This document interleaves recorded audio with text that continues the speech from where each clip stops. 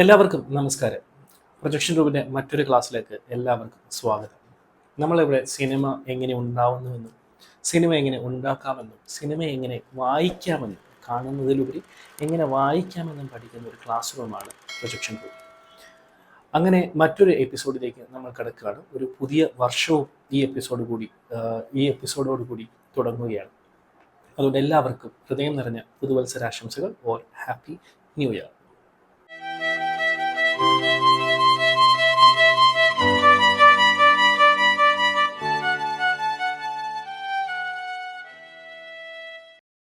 Cinema ഉണ്ടായിട്ട് ഒരുപാട് വർഷങ്ങളായി. ആർട്ട്, എഴുത്ത്, ലിറ്ററേച്ചർ എല്ലാം ഉണ്ടായിട്ട് ഒരുപാട് വർഷങ്ങളായി, നൂറുകണക്കിന് വർഷങ്ങളായി എന്ന് വേണമെങ്കിൽ പറയാം.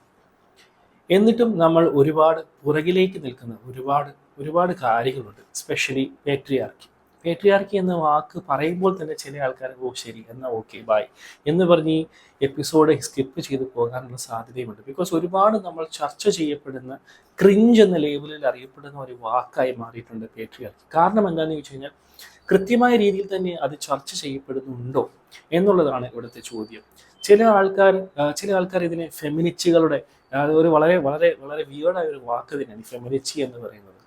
ആ ഫെമിനിസ്റ്റുകളുടെ ഒരു നയമാക്കി, അല്ലെങ്കിൽ അതൊരു അജണ്ട ആണ്, പ്രൊപ്പഗാൻഡ ആണ് എന്ന രീതിയിൽ ഇതിനെ കാണുന്നത് കൊണ്ടാണ് അവർക്ക് ഈ ഒരു ക്രിഞ്ച് എന്നൊരു സംഭവം പേട്രിയാർക്കിയോട് ചേർന്ന് വായിക്കാൻ തന്നെ സാധിക്കുന്നത്. അതുകൊണ്ടാണ്. കാരണം അതിൻ്റെ റൂട്ട്സ് എന്താണെന്ന് മനസ്സിലാക്കാത്ത ആൾക്കാർ, പ്രത്യേകിച്ച് ഈ പറയുന്ന ഇത്തരം നെഗറ്റീവായിട്ട് അല്ലെങ്കിൽ പേട്രിയാർക്കിയെ സപ്പോർട്ട് ചെയ്യുന്ന ആൾക്കാർ ഒബ്വിയസ്ലി അവർ ചിന്തിക്കുമ്പോൾ അത് ക്രിഞ്ചായിട്ട് തന്നെ തോന്നും. പക്ഷെ നമ്മളിപ്പോഴും കണ്ടിട്ടും മനസ്സിലാക്കാൻ സാധിക്കാത്ത ഒരുപാട് പേട്രിയാർക്കൽ കാര്യങ്ങൾ ഇപ്പോഴും നമ്മുടെ ചുറ്റും നടന്നു പോകുന്നുണ്ട് എന്നുള്ളത് ഒരു സത്യം തന്നെയാണ്. നമ്മൾ ഈ കഴിഞ്ഞ കാലത്തായി ഒരുപാട് സിനിമകൾ ഈ ഒരു ബേസിൽ നമ്മൾ കണ്ട് വന്നിട്ടുണ്ട്. For example great Indian kitchen ഒരു വളരെ മനോഹരമായ ഒരു സിനിമയാണ്. എങ്ങനെയാണ് ഇതിനെ ഒരു വളരെ ചെറിയൊരു വീട്ടിനുള്ളിൽ പോലും നമ്മൾ ഒരു സ്ത്രീ അനുഭവിക്കുന്ന പ്രശ്നങ്ങൾ എന്തൊക്കെയാണെന്ന് എടുത്തു കാണിക്കുന്ന ഒരു സിനിമയായിരുന്നു ദ ഗ്രേറ്റ് ഇന്ത്യൻ കിച്ചൺ. അതിനെപ്പറ്റി ഒരുപാട് ചർച്ചകൾ പോസിറ്റീവായും നെഗറ്റീവായും നിങ്ങൾ കണ്ടിട്ടുണ്ടാവും. അതിൽ കൂടുതലും നെഗറ്റീവായി ഒരുപാട് ചർച്ചകൾ നിങ്ങൾ കണ്ടിട്ടുണ്ടാവും. അതിനകത്ത് എന്തുകൊണ്ട് ഞങ്ങൾക്കിത് ചെയ്തുകൂടാ എന്നുള്ള ചോദ്യം അധികം ആണുങ്ങൾ ചോദിക്കുന്നതായിട്ട് നമ്മൾ കാണുന്നുണ്ട്. കാരണം അവർ കണ്ട് ശീലിച്ചത് അങ്ങനെ ആയിരിക്കാം. വീട്ടിൽ ഒരു സ്ത്രീ, അവരുടെ അമ്മ അല്ലെങ്കിൽ പെങ്ങൾ, അല്ലെങ്കിൽ അവിടെ സ്ത്രീ ആരാണോ അവരാണ് ജോലി ചെയ്യുന്നത്. അതൊരു നോർമലൈസ്ഡ് കാര്യമാണ്, അല്ലെങ്കിൽ ഒരു നോർമൽ കാര്യമാണെന്നുള്ള തിരിച്ചറിവോ അല്ലെങ്കിൽ ബോധമോ ആണ് അവരെ കൊണ്ട് അങ്ങനെ ചിന്തിപ്പിക്കുന്നത്. എന്തുകൊണ്ട് അങ്ങനെ ആയിക്കൂടാ എന്നുള്ളതിന് പകരം എന്തുകൊണ്ട് അങ്ങനെ ആകാൻ പാടില്ല എന്ന് ചിന്തിക്കാത്തതാണ് നമ്മുടെ എല്ലാവരുടെയും പ്രശ്നം. അങ്ങനെ ഇന്ന് നമ്മൾ ചിന്തിച്ചു തുടങ്ങുന്നു. അന്നാണ് ഈ പറയുന്ന പേട്രിയാർക്കിയുടെ പ്രശ്നങ്ങൾ എന്താണെന്ന് നമുക്ക് മനസ്സിലാക്കാൻ സാധിക്കുള്ളൂ. അപ്പോൾ ഇത്തരം കാര്യങ്ങൾ പുറത്തേക്ക് കൊണ്ടുവരാനായിട്ട്, ഇത്തരം ഒരു ചർച്ച കൊണ്ടുവരാൻ തന്നെ എടുത്ത ഒരു എഫേർട്ടാണ് ആ സിനിമ എന്നുള്ളത്. അല്ലെങ്കിൽ ആ സിനിമ ഇറങ്ങിയത് കൊണ്ടാണ് അത്തരം ഒരു ചർച്ച ഉണ്ടായത് എന്ന് വേണം നമ്മൾ അതിൽ നിന്ന് വായിക്കാൻ. സോ ലിറ്ററേച്ചർ അല്ലെങ്കിൽ സിനിമ എന്നുള്ളതിന് നമ്മുടെ ഈ കാലിക പ്രസക്തി, അല്ലെങ്കിൽ ഈ കാലഘട്ടത്തിൽ അതിന് എത്രത്തോളം ഒരു ചർച്ച ഇനീഷ്യേറ്റ് ചെയ്യാനുള്ള ഒരു ശക്തിയുണ്ട്, ഒരു പവർ ഉണ്ട് എന്നുള്ളത് വേണം നമ്മൾ അവിടെ മനസ്സിലാക്കാൻ. ഇതിൽ ഏറ്റവും രസകരമായ കാര്യം എന്തെന്ന് പറയുന്നത്, ഈ പേട്രിയാർക്കി ഒരു ഇൻവിസിബിൾ പേട്രിയാർക്കിയാണ്. അതായത് ഇപ്പോൾ ഫോർ എക്സാമ്പിൾ ആ സിനിമ അല്ലെങ്കിൽ ആ ഒരു ഐഡിയ മുമ്പോട്ട് വെക്കുമ്പോൾ ഞാൻ കണ്ടിട്ടുള്ളിടത്തോളം ആണുങ്ങളെക്കാളും കൂടുതൽ സ്ത്രീകളാണ് അതിനെ ആക്ച്വലി സപ്പോർട്ട് ചെയ്യുന്നത്. അതായത് ഇത് എൻ്റെ ജോലിയാണ്, എൻ്റെ വീട്ടിൽ എൻ്റെ ജോലിയാണ് ഇത് ചെയ്യേണ്ടത്, ആണുങ്ങൾ ചെയ്യേണ്ട ജോലിയല്ല എന്നുള്ള രീതിയിൽ കൂടുതലും സംസാരിച്ചിട്ടുള്ള സ്ത്രീകളാണ്, എസ്പെഷ്യലി പ്രായമായ സ്ത്രീകളാണ്. കാരണം എന്താണെന്ന് വെച്ച് കഴിഞ്ഞാൽ അതിൻ്റെ ഒരു ടേം ഉണ്ട്. അതിൻ്റെ ടേമിൻ്റെ പേരാണ് ഹെജിമോണിക്കൽ പേട്രിയാർക്കി. ഹെജിമോണിക് പേട്രിയാർക്കി എന്ന് പറയുന്നത് തന്നെ ഇൻവിസിബിൾ ആയിട്ടുള്ള ഒരു കൾച്ചറൽ ഡോമിനേഷനാണ്. അതായത് ഒരു കൾച്ചറിൻ്റെ ഭാഗമായിട്ട് മെയിൽ ഡോമിനൻസ് അതൊരു നോർമലൈസ് ചെയ്യപ്പെടുന്ന അവസ്ഥയാണ് ഹെജിമോണിക്കൽ പേട്രിയാർക്കി.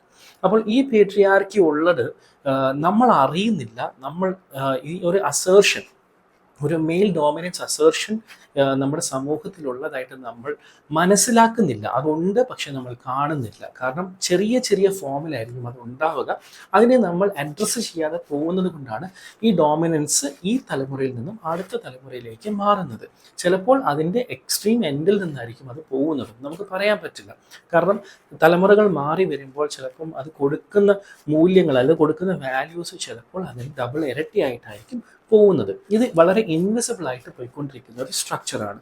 ആ സ്ട്രക്ചറിനെ പൊളിക്കാൻ വേണ്ടിയിട്ടാണ് ഇത്തരം സിനിമകൾ ഇവിടെ ആവശ്യമാണ് എന്ന് നമ്മൾ പറയുന്നത്. ഇന്ത്യൻസിനെ വെച്ച് കമ്പയർ ചെയ്യുമ്പോൾ ഏറ്റവും അടുത്ത് കൾച്ചറലി നിൽക്കുന്ന ഒരു ഗ്രൂപ്പ് ഓഫ് പീപ്പിളാണ് മെക്സിക്കൻസ് എന്ന് നമുക്ക് പറയാൻ സാധിക്കും. അതിപ്പോൾ ഫുഡിൻ്റെ കാര്യത്തിലാണെങ്കിലും മ്യൂസിക് ആണെങ്കിലും റിച്വൽസ് ആണെങ്കിലും അങ്ങനെ ഒരുപാട് സാമ്യതകൾ നമുക്ക് മെക്സിക്കൻസിനും ഇന്ത്യൻസിനും തമ്മിൽ കാണാൻ സാധിക്കുന്നതാണ്. സ്പൈസി ഫുഡ് ആണെങ്കിലും എനിത്തിങ്. ഈവൻ അമേരിക്കയിൽ നോക്കുകയാണെങ്കിൽ ഏറ്റവും കൂടുതൽ ജോലിക്കാരുള്ളത് മെക്സിക്കൻസും ഇന്ത്യൻസുമാണെന്ന് വേണമെങ്കിൽ നമുക്ക് പറയാം. അപ്പോൾ ഞാൻ പറഞ്ഞു വന്നത് എന്താണെന്ന് വെച്ച് കഴിഞ്ഞാൽ ഈ കൾച്ചറൽ ഇമ്പോസിഷൻ ഉണ്ടല്ലോ, ആ കാര്യത്തിലും നമുക്ക് മെക്സിക്കൻസിനും ഇന്ത്യൻസിനും ഏകദേശം ഒരേ രീതി തന്നെയാണുള്ളത്. അതായത് ഈ cultural dominance, especially male dominance traditionally കൊടുക്കുന്നത്, അതായത് ഈ ഒരു ട്രഡീഷൻ അല്ലെങ്കിൽ ഈ ഒരു ജനറേഷനിൽ നിന്ന് അടുത്ത ജനറേഷനിലേക്ക് കൊടുക്കുന്നതിൽ മെക്സിക്കൻസിനും ഇന്ത്യൻസിനും ഒക്കെ ഏകദേശം അത് മാത്രമല്ല ലോകം മുഴുവനുള്ള എല്ലാ പറയുന്ന പോലെ ബാക്ക്വേർഡ് ആയിട്ടുള്ള കമ്മ്യൂണിറ്റീസിലെല്ലാം ഈ പറയുന്ന പോലെ ഈ ഒരു culture transfer from generation to generation നമുക്ക് കാണാൻ സാധിക്കുന്നതാണ്. ബാക്ക്വേർഡ് എന്ന് ഞാൻ പറഞ്ഞത് മറ്റൊരു അർത്ഥത്തിലല്ല, ഞാൻ പറയുന്നത് ഫോർവേഡായി ചിന്തിക്കാത്ത ഏത് കമ്മ്യൂണിറ്റി ആണെങ്കിലും അവർ ഈ ട്രഡീഷൻസ് ജനറേഷൻ ടു ജനറേഷൻ കൊടുക്കുന്നതായിട്ട് നമുക്ക് കാണാൻ സാധിക്കുന്നതാണ്. അതിൽ മെക്സിക്കൻസും ഇൻവോൾവ് ആണ്. ആ ഒരു കൾച്ചറിനെ ബേസ് ചെയ്ത് 2002 ഇറങ്ങിയ സിനിമയാണ് real women have curves. Patricia Cardoso എന്ന സ്ത്രീ, ആ സ്ത്രീയാണ് ഈ സിനിമ ഡയറക്റ്റ് ചെയ്തിരിക്കുന്നത്. അത് എടുത്തു പറയേണ്ട ഒരു കാര്യമാണ്. Because the representation of women in cinema എത്രത്തോളം ഇമ്പോർട്ടൻ്റ് ആണെന്ന് കാണിക്കുന്ന ഒരു സംഗതിയാണ് ഞാനിപ്പോൾ എടുത്തു പറഞ്ഞ ആ സ്ത്രീ ഡയറക്റ്റ് ചെയ്ത സിനിമ എന്നുള്ളത്. വളരെയധികം അക്സെപ്റ്റ് ചെയ്യപ്പെട്ടിട്ട് വേൾഡ് വൈഡ് അക്സെപ്റ്റ് ചെയ്തിട്ടുള്ള ഒരു സിനിമയാണ് real women have curves. Sundance ഫെസ്റ്റിവലിലൊക്കെ ഒരുപാട് അവാർഡ്സ് വാങ്ങിയ ഒരു സിനിമ കൂടിയാണ് 2002 ഇറങ്ങിയ real women have curves.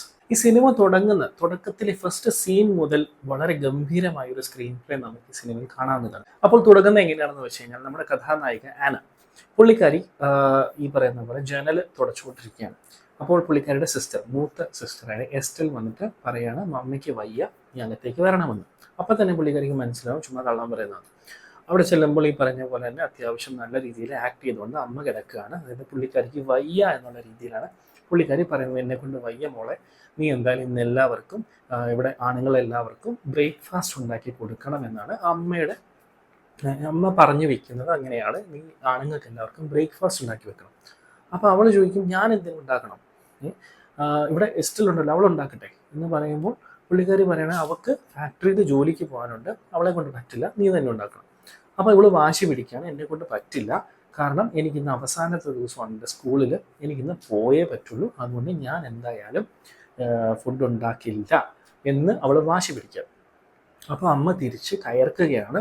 Ungrateful എന്നാണ് അമ്മ പറയുന്നത്. ഇത്രയും കാലം നിനക്കൊക്കെ വെച്ച് വിളമ്പി തന്ന് എന്നോട് നിങ്ങൾ ഇങ്ങനെയാണോ കാണിക്കുന്നത് എന്നുള്ള രീതിയിൽ അമ്മ ചൂടാവുകയാണ്. അപ്പോൾ ആന പറയുന്നത് എന്നെ കൊണ്ട് ഒട്ടും പറ്റില്ല എന്ന് പറഞ്ഞിട്ട് പുള്ളിക്കാരി ഇറങ്ങിപ്പോവുകയാണ്. അപ്പോൾ പുള്ളിക്കാരി അൺഗ്രേറ്റ്ഫുൾ എന്ന് പറഞ്ഞ് എണീറ്റ് ചാടി അവളോട് ദേഷ്യപ്പെടുമ്പോൾ പുള്ളിക്കാരി ആന തിരിച്ച് ചോദിക്കുകയാണ്, നിങ്ങളുടെ വേദനകൾ പോയോ എന്ന് ചോദിക്കുമ്പോൾ അമ്മ തിരിച്ചു പറയുന്നുണ്ട്, എനിക്ക് വേദനയുണ്ട്, എനിക്ക് എന്നും വേദനകളാണ്, ഞാൻ നിന്നെ ഒരുപാട് വേദനിച്ചാണ് പ്രസവിച്ചത്, നിങ്ങൾ ഒരുപാട് വേദനിച്ചാണ് ഞാൻ ഈ കുടുംബം പോറ്റി വരുന്നത്, എനിക്ക് ഒരുപാട് വേദനകളുണ്ട്, അതെല്ലാം സഹിച്ചാണ് ഞാൻ ഈ കാര്യങ്ങളൊക്കെ ചെയ്യുന്നത് എന്ന് പറയുമ്പോഴാണ് പുള്ളിക്കാരി ആന അവിടുന്ന് ഇറങ്ങിപ്പോകുന്നത്. അപ്പോൾ തന്നെ അവരൊരു ഷോക്കിലാണ്, ഒരു കൾച്ചറൽ ഷോക്കിലാണ്. എന്താണെന്ന് വെച്ചാൽ അമ്മയ്ക്ക് മനസ്സിലാവുന്നില്ല എന്തുകൊണ്ട് ഈ പെൺകുട്ടി ഈ ജോലികൾ ചെയ്യുന്നില്ല എന്നുള്ളതാണ് അമ്മയുടെ വിഷമം.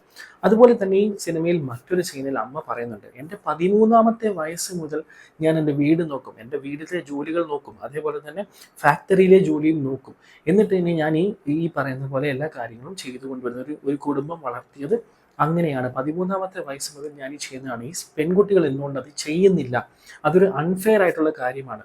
അപ്പോൾ അവിടെ പറയാതെ പറഞ്ഞു വെക്കുന്ന ഒരു കാര്യം, ഞാനൊരു അമ്മയാകുന്നതിന് മുമ്പ്, അതായത് 13ാമത്തെ വയസ്സ് മുതൽ ഒരു സ്ത്രീയായ ഞാൻ ഈ ജോലികളെല്ലാം ചെയ്യുന്നുണ്ട്, അതുകൊണ്ട് തന്നെ എൻ്റെ മകളും ആ ജോലികൾ ചെയ്തേ പറ്റൂ എന്ന് പറയുന്ന ഒരു കൾച്ചറൽ ഒരു ട്രാൻസിഷൻ അല്ലെങ്കിൽ ആ ഒരു അടിച്ചേൽപ്പിക്കുന്ന ഒരു കാര്യമാണ് ഇവിടെ ഹെജിമോണിക്കൽ പേട്രിയാർക്കിയായിട്ട് ചൂണ്ടിക്കാട്ടിപ്പെടുന്നത്. അതായത് ചുരുക്കി പറഞ്ഞു കഴിഞ്ഞാൽ ആണുങ്ങളല്ല ഇവിടുത്തെ പ്രശ്നം, സ്ത്രീകളാണ് സ്ത്രീകളുടെ പ്രശ്നമായി മാറുന്നത്. അതായത് ഒരു നോർമലൈസേഷൻ ഓഫ് കൾച്ചറൽ നോർംസ്.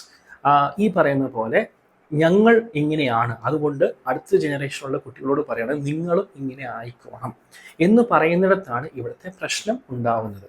സോ ഇതൊരു നോർമലൈസ് ചെയ്യപ്പെടുന്ന ഒരു കൾച്ചറൽ ഇഷ്യൂ ആണ്. ആ ഇഷ്യൂവിനെ ചൂണ്ടിക്കാണിക്കുന്ന സിനിമകൾ, ലിറ്ററേച്ചറുകൾ ഒരുപാട് വന്നാൽ മാത്രമേ ഇത് ചർച്ച ചെയ്യപ്പെടുകയുള്ളൂ എന്നുള്ളതാണ് നമ്മുടെ ഇവിടുത്തെ ടേക്ക്. ഇതിൽ ഒരുപാട് പ്രശ്നങ്ങൾ ഈ സിനിമയിൽ ഒരു പെൺകുട്ടി അനുഭവിക്കുന്ന ഒരുപാട് പ്രശ്നങ്ങൾ സത്യം പറഞ്ഞാൽ ഈ സിനിമയിൽ നമുക്ക് കാണാൻ സാധിക്കുന്നുണ്ട്. വളരെ രസകരമായ ഒരു സിനിമയാണ് കേട്ടോ. അത് വളരെ സീരിയസ് ആയിരുന്നു കാണേണ്ട ഒരു സിനിമയല്ല, വളരെ ലൂസനപ്പായി രസകരമായി കാണാൻ പറ്റുന്ന ഒരു കോമഡി ഡ്രാമ പോലെ ചെയ്തിരിക്കുന്ന സിനിമയാണ്. അധികം കോമഡി ആയിട്ട് നമുക്ക് തോന്നില്ലെങ്കിലും കോമഡി ഡ്രാമ പോലെ ചെയ്തിരിക്കുന്ന ഒരു സിനിമയാണ്. But it's A very nice subtle but expressions കൊണ്ട് തന്നെ ഒരുപാട് പറയുന്ന ഒരു സിനിമയാണ് റിയൽ വിമൻ ഹാവ് കർവ്സ്. അതിൽ ഇത് ഡെബ്യൂ ഫിലിമാണ് നമ്മുടെ നായികയുടെ, and she has done a wonderful job. അപ്പോൾ ഈ സിനിമയിൽ പുള്ളിക്കാരി കുറച്ച് തടിച്ചു എന്ന് പറയുമ്പോൾ ഒരു ചബ്ബി ആയിട്ടുള്ള ക്യാരക്ടറാണ് പുള്ളിക്കാരി. സോ അമ്മ ഈ കുട്ടിയോട് ചോദിക്കണം, നിന്നെ ഇങ്ങനെ ആര് നോക്കും, in the sense who would want you to look at you like this എന്നാണ് അമ്മ ചോദിക്കുന്നത്. കുറച്ച് വണ്ണമുള്ളത് ഒരു പ്രശ്നമാണെന്ന് പറയുന്ന ഒരമ്മ മകളോട് പറയാണ്. ഐ ക്യാൻ 100% എന്താ പറയുക, ഞാൻ 100% ഞാൻ പറയുന്നു, എനിക്ക് മനസ്സിലാവും ആ കാര്യം. കാരണം ഞാൻ ഒരുപാട് ഇതിനെ പറ്റിയിട്ട് കേട്ടിട്ടുമുണ്ട്, പല ആൾക്കാർ പറയുന്നതായും ഞാൻ കണ്ടിട്ടുമുണ്ട്. അതായത് പ്രത്യേകിച്ച് അമ്മമാർ പെൺകുട്ടികൾ കുറച്ച് വണ്ണം വെച്ച് കഴിഞ്ഞാൽ അപ്പം തന്നെ പറയുന്നൊരു കാര്യമാണ്, നിന്നെ ആരും നോക്കാൻ പോകുന്നില്ല വണ്ണം വെച്ചാരെന്നുള്ള കാര്യം. അതൊരു വലിയൊരു, സത്യം പറഞ്ഞാൽ ഇറ്റ്സ് എ ബിഗ് ത്രെറ്റ്. നമ്മുടെ സൊസൈറ്റിയിലുള്ള ഒരു വലിയ ത്രെറ്റ് തന്നെയാണ് ആ ഒരു ഡയലോഗ് എന്ന് പറയുന്നത്. കാരണം ആ കുട്ടിയുടെ പേഴ്സണാലിറ്റിക്കും അപ്പുറം ശരീരത്തിൻ്റെ വലിപ്പത്തിനാണ് അവിടെ ഒരു സ്വന്തം അമ്മ ഇമ്പോർട്ടൻസ് കൊടുക്കുന്നത് എന്ന് ഒരു മകൾ തിരിച്ചറിയുന്ന സമയത്ത് അവളുടെ കോൺഫിഡൻസിൻ്റെ ലെവൽ എന്തായിരിക്കും എന്നുള്ളത് മാത്രം ഒന്ന് ചിന്തിച്ചാൽ മതി. വളരെയധികം നമ്മുടെ എസ്പെഷ്യലി ഈ ഒരു ഹെജിമോണിക്കൽ പേട്രിയാർക്കി നിലനിൽക്കുന്ന ഒരു സമൂഹത്തിൽ ഏറ്റവും കൂടുതൽ ഇമ്പോർട്ടൻസ് കൊടുക്കുന്നത് ഇങ്ങനത്തെ കാര്യങ്ങൾക്കാണ്. അതായത് കുട്ടിയുടെ ലുക്സ്, കുട്ടിയുടെ മുടി, നിറത്തിനൊക്കെ ഒരുപാട് പ്രാധാന്യമുണ്ട്. അതുകൊണ്ടാണ് ഇവിടെ പല ഈ പറയുന്ന പോലെ ഫെയർ ആൻഡ് ലവ്ലി പോലുള്ള കമ്പനികൾ ഒരുപാട് മാർക്കറ്റിംഗ് ചെയ്ത് വിജയിച്ചതിൻ്റെ കാരണവും ഇതുപോലെ തന്നെയാണ്. നമുക്ക് അതിൻ്റെ പരസ്യങ്ങൾ കാണുമ്പോൾ തന്നെ മനസ്സിലാവും. കറുത്ത കുട്ടിയിൽ നിന്ന് വെളുത്ത കുട്ടിയിലേക്കുള്ള ട്രാൻസ്ഫോർമേഷൻ കാണിക്കുമ്പോൾ തന്നെ we can understand why these things are marketed so much. കാരണം അങ്ങനത്തെ ഒരു സമൂഹത്തിൽ വളരെ എളുപ്പമാണ് ഇങ്ങനത്തെ കാര്യങ്ങൾ വിൽക്കുവാൻ. അതുകൊണ്ട് തന്നെ ഇത്തരം സമൂഹത്തിലാണ് ഇത് കൂടുതലായിട്ട് കാണുന്നത്.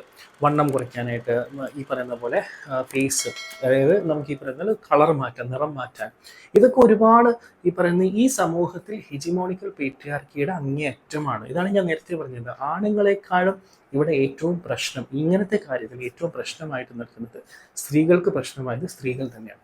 ഈ ബാരിയറിനെ ബ്രേക്ക് ചെയ്യാൻ വേണ്ടിയിട്ട് ഇതിലൊരു വളരെ ഗംഭീരമായ ഒരു സീൻ തന്നെ ഇതിൽ ഇൻക്ലൂഡ് ചെയ്തിട്ടുണ്ട്. അതായത് ഫാക്ടറിയിൽ ഇവർ വർക്ക് ചെയ്തുകൊണ്ടിരിക്കുമ്പോൾ ഇത്തരം ഒരു ഇഷ്യൂ ഉണ്ടായി വരുമ്പോൾ, സ്പെഷ്യലി അവളുടെ ബോഡി ഷേമിങ്ങിൻ്റെ ഇഷ്യൂ വരുമ്പോൾ പെട്ടെന്ന് തന്നെ ഇവൾ ഡ്രസ്സെല്ലാം ഊരി മാറ്റിക്കിട്ട് അമ്മയുടെ മുമ്പിൽ ഇന്നവേഴ്സ് മാത്രം ഇട്ടുകൊണ്ട് നിന്നിട്ട് പറയണം, ഇതാണ് റിയൽ മീ, നിങ്ങളും ഇതുപോലെ ആവും എന്ന് പറഞ്ഞ് ബാക്കിയുള്ളവരെ കൊണ്ടും ഡ്രസ്സ് അഴിപ്പിച്ച് അവരുടെയും റിയൽ കർവ്സ് എന്താണെന്ന് കാണിച്ചു കൊണ്ടുള്ള ഒരു സീൻ. വളരെ മനോഹരമായ ഒരു സീനാണ്. അതിന് മറ്റൊരു രീതിയിലും കാണേണ്ടതല്ല, വളരെ മനോഹരമായി ശരിക്കും എന്താണ് സ്ത്രീ, അല്ലെങ്കിൽ എങ്ങനെയായിരിക്കണം അവർ ഫ്രീ ആവേണ്ടത് എന്ന് കാണിക്കുന്നത്. അതായത് ആ കേർവ്സ്, ഞാൻ വണ്ണമുണ്ടെങ്കിലും ഞാൻ ചെറുതാണെങ്കിലും എനിക്ക് ചില ഭാഗങ്ങൾക്ക് വലിപ്പം കൂടിയാലും കുറഞ്ഞാലും ഞാനാണ് എന്ന് പറയുന്ന വളരെ ഗംഭീരമായ മെസ്സേജ് നൽകുന്ന ഒരു സീൻ ഈ സിനിമയിൽ ഇൻക്ലൂഡ് ചെയ്തിട്ടുണ്ട്. പക്ഷെ വളരെ മനോഹരമായി ഡയറക്ടർ മറ്റൊരു ബ്രില്യൻസും ഇതിൽ കൊണ്ടുവന്നിട്ടുണ്ട്. അമ്മ ഇത് കണ്ടിട്ടൊന്നും ഈ പുള്ളിക്കാരി തിരിച്ച് ചിന്തിക്കുന്നില്ല. She is still holding on to her belief എന്നുള്ളതാണ് ഈ സീനിലൂടെ കാണിക്കുന്നത്. ദാറ്റ് മീൻസ് എത്രത്തോളം കൾച്ചറലി റൂട്ടഡ് ആണ് അവരുടെ വിശ്വാസങ്ങൾ എന്നുള്ളതാണ് ഈ സീനിലൂടെ എടുത്ത് കാണിക്കുന്നത്. സോ ഇതൊന്നും പോരാ സത്യം പറഞ്ഞു കഴിഞ്ഞാൽ. ഇത്തരം ഒരു മെൻറ്റാലിറ്റി ഫോർവേഡ് തിങ്കിങ്ങിലേക്ക് കൊണ്ടുവരാൻ ഒരുപാട് സമയമെടുത്ത് ചർച്ച ചെയ്ത് മനസ്സിലാക്കി മാറ്റിക്കാൻ മാത്രമേ നമ്മളെ കൊണ്ട് സാധിക്കുള്ളൂ. ഇവൻ നമ്മുടെ സമൂഹത്തിൽ, ഇപ്പോൾ ഫോർ എക്സാമ്പിൾ നമ്മുടെ കേരള സമൂഹത്തിൽ കുറേയൊക്കെ മാറ്റങ്ങൾ ഈ കുറച്ചു കാലങ്ങളായിട്ട് കാണുന്നുണ്ടെങ്കിൽ പോലും മറ്റ് സംസ്ഥാനങ്ങൾ ഇതിനപ്പുറത്തേക്ക് പോയിക്കൊണ്ടിരിക്കുന്ന കാഴ്ചകൾ നമ്മളിപ്പോഴും കാണുന്നുണ്ട്. ഞാൻ പറഞ്ഞു വന്നത് എന്താണെന്ന് വെച്ച് കഴിഞ്ഞാൽ, നമുക്കൊരു വിഷ്വൽ മീഡിയം ഉണ്ട് and it's A very powerful medium. ഈ മീഡിയം യൂസ് ചെയ്തുകൊണ്ട് തന്നെ ഇത്തരം സംഭവങ്ങളെ, ഇത്തരം പ്രശ്നങ്ങളെ നമുക്ക് മുൻപോട്ട് കൊണ്ടുവരാൻ സാധിക്കും. പലരും ഇതിനെ ക്രിഞ്ചായി, പലരും ഇതിനെ വളരെ നെഗറ്റീവായിട്ടുള്ള രീതിയിൽ പറയുമായിരിക്കാം. പക്ഷെ അതും ഒരു ചർച്ചയാണ്. അതാണ് നമ്മൾ മനസ്സിലാക്കേണ്ടത്. It is an opening gate ഒരു ഗേറ്റ് ഓപ്പണിംഗ് സംഭവമാണ് ഒരു ചർച്ചയിലേക്ക്. ആ ചർച്ച അവിടെ വരുമ്പോൾ തന്നെ ഒന്നോ രണ്ടോ പേർ ചിലപ്പോൾ അതുകൊണ്ട് മനസ്സിലാക്കി മാറുമായിരിക്കാം. അത് ഒരു വിജയം തന്നെയാണ്. അപ്പോൾ ഇത്തരം കാര്യങ്ങൾ നമ്മൾ ഒരിക്കലും സിനിമയിൽ നിന്നും അകറ്റി നിർത്തരുത്. ബിക്കോസ് കൊമേഴ്ഷ്യൽ പർപ്പസിന് വേണ്ടി മാത്രമല്ല സിനിമ എന്നുള്ളത്. ഇതുപോലെ സോഷ്യൽ റീഫോംസും കൾച്ചറൽ റീഫോംസും ഒരുപാട് കൊണ്ടുവന്ന ഒരു മീഡിയം കൂടിയാണ് സിനിമ. ലിറ്ററേച്ചറിൻ്റെ കാര്യം ഞാൻ പിന്നെ എടുത്ത് പറയുന്നില്ല. ബിക്കോസ് ലിറ്ററേച്ചർ വന്നതിന് ശേഷമാണ് ലോകം തന്നെ മാറിയത്. അതോടൊപ്പം തന്നെ വിമൻ റെപ്രസെൻറ്റേഷൻ അത് വളരെ ഇമ്പോർട്ടൻ്റ് ആയ ഒരു കാര്യവുമാണ്. സ്ത്രീകൾ കൂടുതൽ മുൻപോട്ട് വന്ന് ഇത്തരം പ്രശ്നങ്ങളെ പറ്റി പറയുമ്പോഴാണ് കൂടുതൽ ആൾക്കാർക്ക് മനസ്സിലാകുന്നത്. അതുകൊണ്ട് women representation in cinema is also very very important. അപ്പോൾ ഇനി നമ്മളൊരു കൊമേഴ്ഷ്യൽ സിനിമയാണ് എഴുതുന്നതെങ്കിൽ പോലും ഇത്തരം എലമെൻറ്റ്സ് നമ്മൾ മറക്കാതിരിക്കുക. ബിക്കോസ് ഇപ്പോൾ പല സിനിമകളും കൊമേഴ്ഷ്യലായി ഇറങ്ങിയ സിനിമകളിൽ പോലും നമ്മൾ കാണുന്നുണ്ട്. അതായത് ചില റിയൽ ഇൻസിഡൻസിനെ പോലും എത്ര മോശമായിട്ടാണ്, എസ്പെഷ്യലി സ്ത്രീകളെ പറ്റി എത്ര മോശമായിട്ടാണ് ചില സിനിമകളിൽ കൊണ്ടുവന്നതെന്നും അത് എത്രത്തോളം ഇമ്പാക്റ്റ് ആ സിനിമയ്ക്കും ആ സിനിമയുടെ ചർച്ചകളിലും ഉണ്ടാക്കിയെന്നുള്ളത്. കാരണം അതിനെ ന്യായീകരിക്കാനും ഒരുപാട് പേരുണ്ട്, അതിനെതിരെ സംസാരിക്കാനും ഒരുപാട് പേരുണ്ടാവും. അപ്പോൾ ന്യായീകരിക്കുന്ന ആൾക്കാരുടെ എണ്ണം കൂടുന്നതിനനുസരിച്ച് നമ്മൾ വീണ്ടും ആ പഴയ ഇരയിലേക്കാണ് പോകുന്നത് എന്നുള്ളൊരു ബോധം നമുക്കുണ്ടാവണം. സോ ഇത്തരം കാര്യങ്ങൾ നമ്മൾ എലമെൻറ്റ്സ് കൊണ്ടുവന്നാൽ പോലും നമ്മളൊരു ഡയറക്ടർ ബ്രില്യൻസോ അല്ലെങ്കിൽ റൈറ്റേഴ്സ് ബ്രില്യൻസോ ആയിട്ട് നമുക്ക് കാണിക്കാവുന്ന ഒരുപാട് കാര്യങ്ങൾ, ഇത്തരം കാര്യങ്ങൾ കുറച്ച് നല്ലോണം പഠിച്ച് അതും നമ്മുടെ സ്ക്രീൻ പ്ലേയിൽ ഇൻക്ലൂഡ് ചെയ്യുവാണെങ്കിൽ ഈ പറയുന്ന പോലെ മെസ്സേജസ് നമുക്ക് വളരെ സട്ടിലായി കൊടുക്കാൻ സാധിക്കും. അപ്പോൾ ഇന്നത്തെ എപ്പിസോഡ് നമ്മൾ ഇവിടെ നിർത്തുകയാണ്. ഈ ക്ലാസ് നിങ്ങൾക്ക് ഇഷ്ടമായെങ്കിൽ നിങ്ങളുടെ സുഹൃത്തിനെ, സിനിമ ചെയ്യാൻ ആഗ്രഹിക്കുന്ന സുഹൃത്തിനെ വിളിച്ചുകൊണ്ട് വരിക, അവരെ കാണിക്കുക, ക്ലാസ് റൂമിൽ ഇരുത്തുക, സബ്സ്ക്രൈബ് ചെയ്യിപ്പിക്കുക. ഈ ഒരു വീഡിയോ മറ്റു പലരിലേക്കും ഷെയർ ചെയ്യുക. നന്ദി, നമസ്കാരം.